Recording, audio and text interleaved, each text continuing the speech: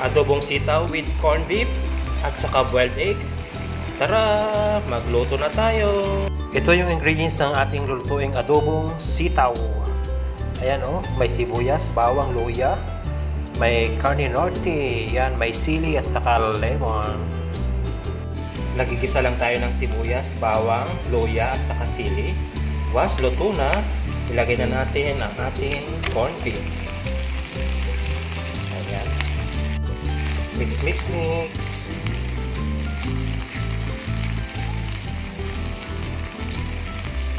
Once okay na, ilagay na natin ang sitaw. Halo-haloin lang natin. Ayan.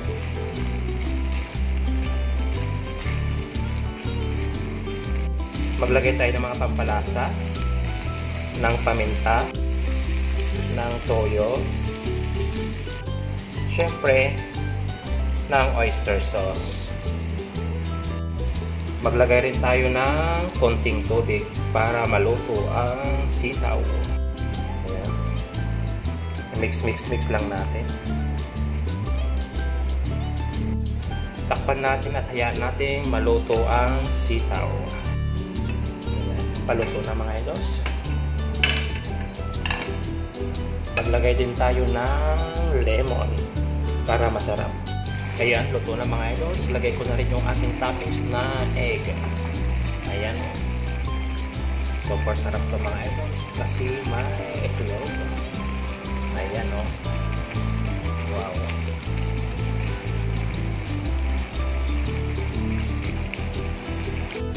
Finally, ito na po ang ating adobong sitaw with corned beef at saka boiled egg. Ayan o. Super sarap mga idols. Ayan. Super yummy and delicious. Pwede na naman tayong kumain mga idol kong tunay.